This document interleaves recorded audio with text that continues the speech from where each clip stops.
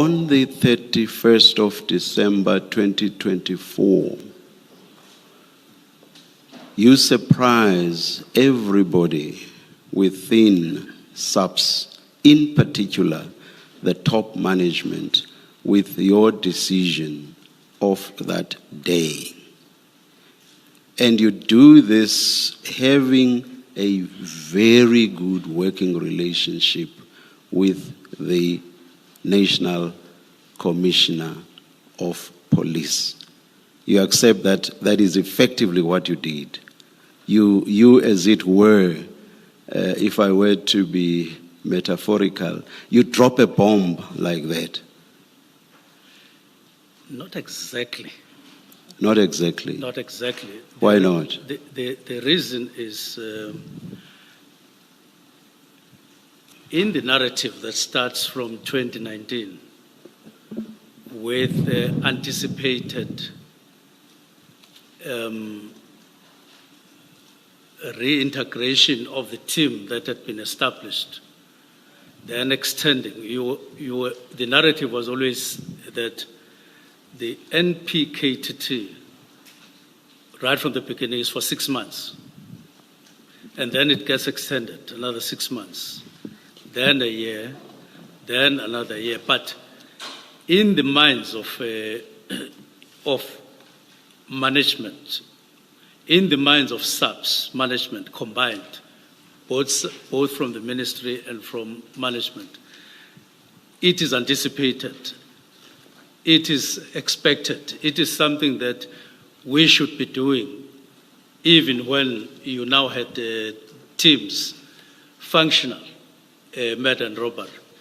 But so, yes, maybe an element of surprise, but not exactly, because it's something that has been in the mind, has been spoken about, and it has always been something that we could do anytime, just required somebody to come forward and say, the time is this one.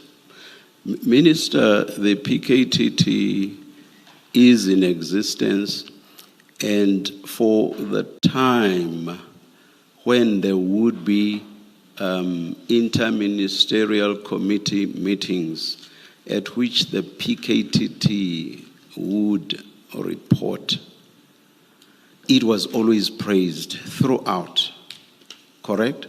Yes, correct. And in fact, all of these meetings, let me say most perhaps. Most of these meetings are post the one event you referred to, which is what was that report? The work study. Oh, the work study. Okay.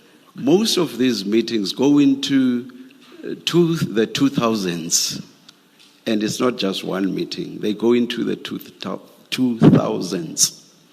And the work study is in 2019, am I correct? Yes. Yes. It started in 2018. So beyond the work study that you partly rely on, the PKTT is being praised at meetings of the Interministerial Committee, correct? Correct? Yes, correct. Correct.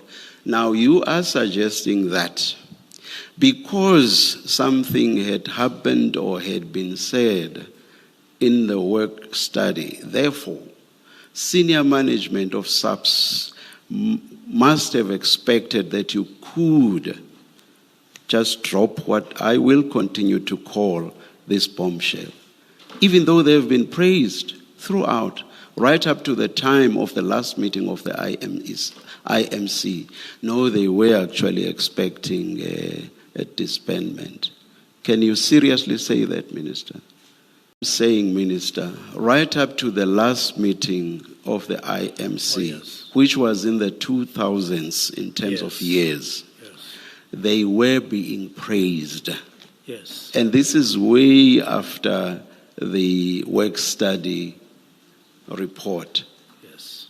So what I'm saying is, surely if they are being praised, Minister, they can't expect that, but we're going to be terminated the very following day. So what I'm putting to you is, on what basis can you seriously contend that they must have been expecting that the PKTT would be disbanded? Just on what basis? They are being praised for what they do. On what basis could they think, despite our performance, good performance, insofar as I'm not talking about Dr. De Haas and other people, yes, and I'm by no means judging what they, Dr. De Haas and others have said, not at all. But I'm saying, in accordance with the assessment of the IMC, they are performing very, very well. On what basis can you seriously suggest that they must have been expecting that they could be disbanded any day?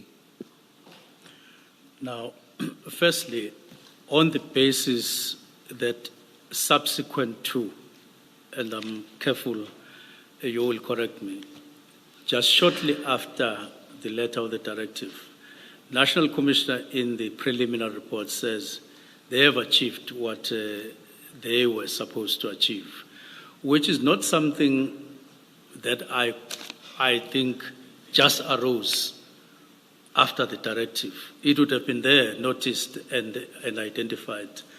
That is my point number one. In other words, and secondly, I would say, on the basis that, therefore, they would have been seen even by management not only to have performed very well and commended, but have achieved what they were set up to achieve.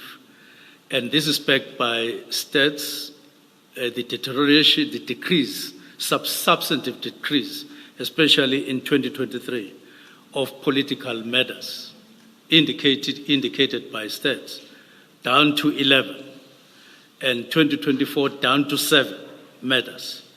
So, and though on the basis, sheer basis of the problem or the challenge for which they were established, and then discussions in the meetings in November,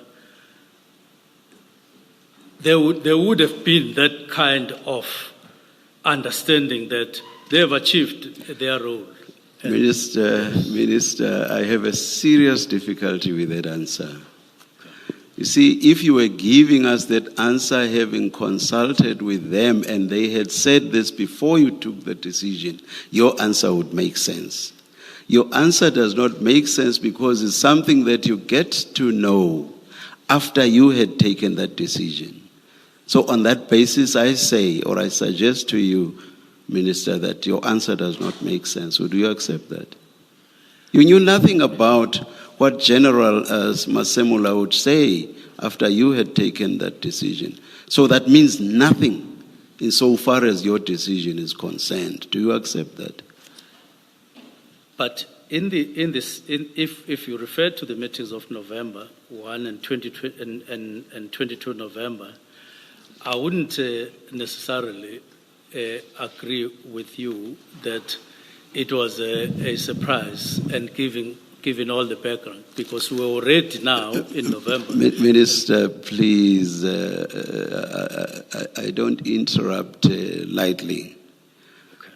But I'm not talking about what had happened before now. I am asking a question that relates to what you say happened after you had taken your decision. So I do not see how you now go back. I'm saying, your answer that General Masemula says, what the PKTT was set up to achieve had been achieved, sort of aligns with your decision. So I'm saying that answer to my question does not make sense, because what General Masemula says post the taking of your decision could not have been a factor in your mind or could not in any way have informed your decision because you get to hear of it after you had taken your decision. So I suggest to you that the answer to my question does not make sense. Do you get me now? Do you get me? I get you very clearly. Do you agree with my suggestion to you? I would say the answer to your question lies not necessarily on the meeting, on the preliminary report on the 22nd January. It lies in the meetings in November, before I wrote the directive, of the 1st of November, the 22nd of November, even though it was not directly a disbandment, but the answer lies there, that there is this review, there is this discussion, there is this anticipation. Was a point, Minister, ever reached at the November meetings? Pardon? Was a point ever reached at the November meetings? November meetings which were about a review. Was a point ever reached at those meetings or at any other meeting before 31 December 2024 that there should be disbandment? Was such a point ever reached? My argument, sorry. Was such a, please, not an argument, just a response to that question, and it's a very simple one. And a yes or no could do, unless you must explain. Was such a point ever reached, Minister, that there should be disbandment? I would say many times, Commissioner. Before 31 December 2024? In the sense that when you are the minister, I'm talking about when you are the minister, let's forget about the work study. Okay. And I don't even agree that there was anything that there should be a disbandment even there. But anyway, the November meetings up to 31 December 2024, was a point ever reached? So I'm giving you a timeline. Was a point ever reached that the PKTT should be disbandment? Was such a point ever reached? No, it was not. That point was never reached, except in context of what we were discussing. You see why I'm asking you this question? Because you keep going back to the November meetings. That is why I want a categorical answer from you, whether a point was ever reached that the PKTT should be disbanded. So your answer is that no such point was ever reached.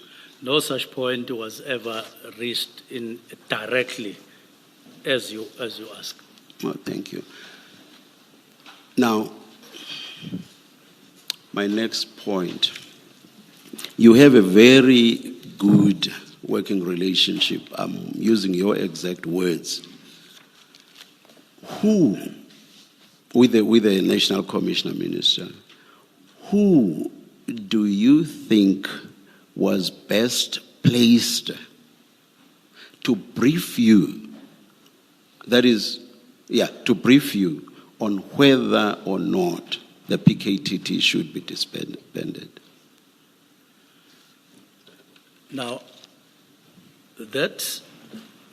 bear in mind that you have a very good working relationship with the National Commissioner of Police, our entire police service, the South African Police Service. You have a very good working relationship with the person who heads it. Who do you think was best placed to brief you on whether the PKTT should be disbanded? It would be, I would be informed by discussions.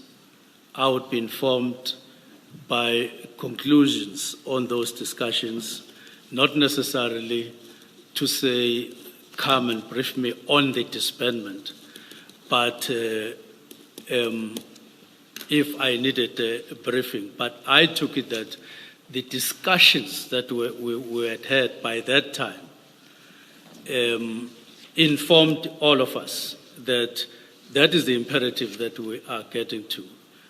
Looking at organizational structures, looking at where we were going, somebody needed to take a decision, and I took the decision. at the end of the year. Minister, I'm not sure that answers my question. I want a clear indication on a particular warm body or particular warm bodies. And I try to assist you by making a specific reference to the person that heads the police, of which you are the minister. I'm asking for a warm body or warm bodies that were best placed to advise / brief you on whether the PKTT should be disbanded. Or does the long explanation you give suggest that as you sit there, you take the view that there is not a single person that you thought would be best placed to brief you on whether the PKTT, a task team of the South African Police Service that the National Commissioner heads, should brief you? Are you saying, as you sit there, there is no such person? You were entitled to just take the decision without at all being briefed by a particular person that should have been best placed to brief you? Commissioner, I would So the question is two-pronged, as it were. I've not dropped the first part, which is, who do you think was best placed to brief you? And then there's the second prong, which is, as you sit there, are you suggesting that there's no such person? No, I'm merely saying we had discussions, in other words, briefings from the National Commissioner in November, and we were agreeing that there should be a review, but it was not particularly on disbandment. And if there would have been identification of the need for a briefing before, it would have been... Again, Minister, I'm asking about a person that would have been best placed. I'm not asking you about what was done or what was not done. Who is the person, who is the functionary that would have been best placed to brief you? That's a very simple question, Minister, please. It is the National Commissioner. We all know you did. We all know that you took the decision without asking him to brief you on whether the PKTD should be disbanded. Is that correct? That is correct. Now, if he was the person best placed to brief you, why did you not ask him to brief you? Now, this decision, as I say, flows from the 29th, when I finally took the break.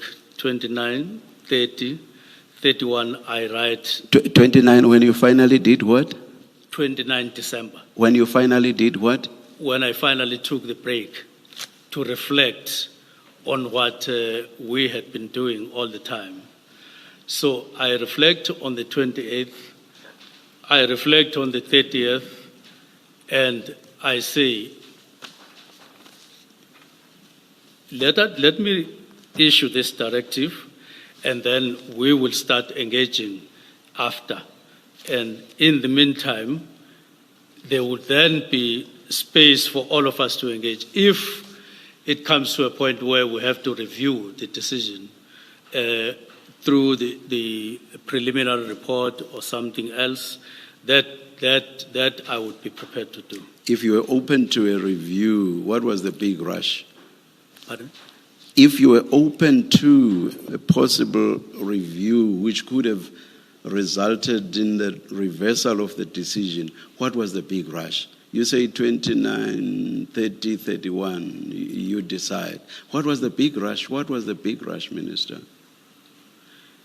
The rush, yes, if I could use your words, Commissioner, was to give an indication that what was supposed to have happened before and the wrongs that were going on in terms of budgeting and so on. Let us discuss those at the beginning of the year, but the decision is being taken that we disband, and so that we now focus on the decision whether we agree, all of us, on this, or we don't agree. It would be fine. I was flexible and I was open to that decision, but don't postpone taking a decision at the time that you think you need to take a decision. And I didn't see anything wrong in taking the decision, but open and flexible to whatever that could come after the engagements. There are decisions that, there are instances where decisions have been taken and you say this decision needs to be taken in the interest of the public, and then we will consult. There are such instances that have happened in government. Minister, I still don't understand that. That explains the big rush, especially if you say that you were open to being convinced that the decision ought not to have been taken. Why start with a decision and await a possible reversal if you are convinced? It just gives me the sense that you were in a terrible rush. So my question stands: why the big rush? Why this terrible rush? I don't understand. Yeah, I wouldn't necessarily say it was a big rush. It merely was an exercise of the power to issue a directive, which I could use and then have a discussion. I didn't see anything wrong with a decision, and then we discuss. Minister, ministers don't issue directives for directives' sake. Why could you not rather say to the National Commissioner, National Commissioner, I am minded to disband the PKTT. Please tell me why I should not do so, and only disband the PKTT if you were not satisfied with the reasons that he gave you. Why did you not do it that way? I just don't understand this inverted decision, as it were. Decision, but I may be convinced to reverse it. That doesn't make sense to me.